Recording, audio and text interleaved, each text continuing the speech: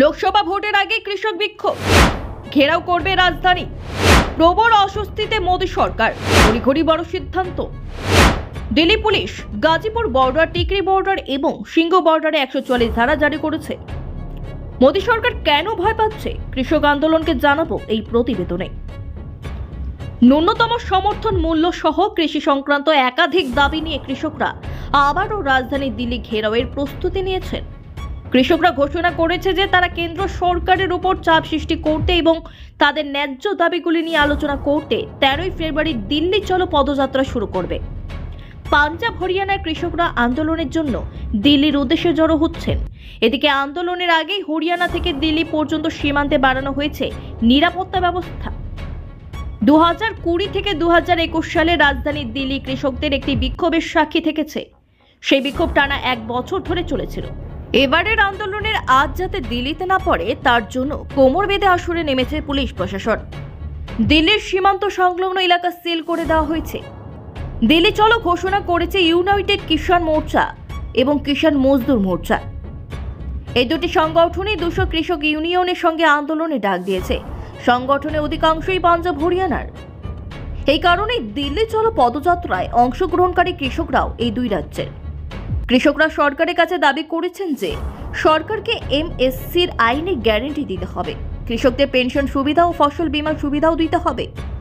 কৃষকরা 2020 সালে বিক্ষোভের সময় যাদের বিরুদ্ধে মামলা দায়ের করা হয়েছিল তাদের বিরুদ্ধে মামলাগুলি তুলে নেওয়ার দাবি জানিয়েছে। কৃষকদের পক্ষ থেকে দাবি করা হয়েছে যত দ্রুত সম্ভব কৃষিক্ষেত্রে স্বামীনাথন কমিশনের সুপারিশ কার্যকর করা হোক। লখিমপুর সহিংসতার শিকারদের বিচারের দাবিও উঠেছে। দিল্লি চলো পদযাত্রায় কথা মাথায় রেখে রাজধানী দিল্লিকে দুর্গে পরিণত করার পরিকল্পনা নিয়ে কাজ চলছে। হরিয়ানা থেকে উত্তরপ্রদেশ পর্যন্ত সীমান্তে টহল বাড়ানো হয়েছে। এছাড়া সীমান্ত সিল করে দেওয়া হয়েছে। Delhi police Gazipur border, Tikri border এবং সিংহ বর্ডারে 144 ধারা জারি করেছে। উত্তর পূর্ব দিল্লিতেও 144 ধারা জারি করা হয়েছে। হরিয়ানা উত্তরপ্রদেশের সঙ্গে দিল্লি সংযোগকারী 3টি প্রধান সীমান্তেও নিরাপত্তা ব্যবস্থা বাড়ানো হয়েছে। শুধু গাজীপুর সীমান্ত এলাকায় নিরাপত্তা বাড়ানো হয়নি, আরপিএফ জওয়ানদের মোতায়েন করা হয়েছে।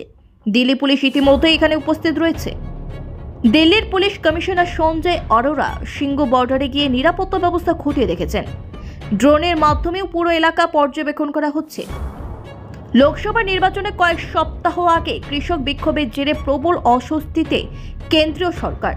তাদের আন্দোলন প্রত্যাহারের উদ্যোগ নিয়েছে কেন্দ্রের মোদী সরকার।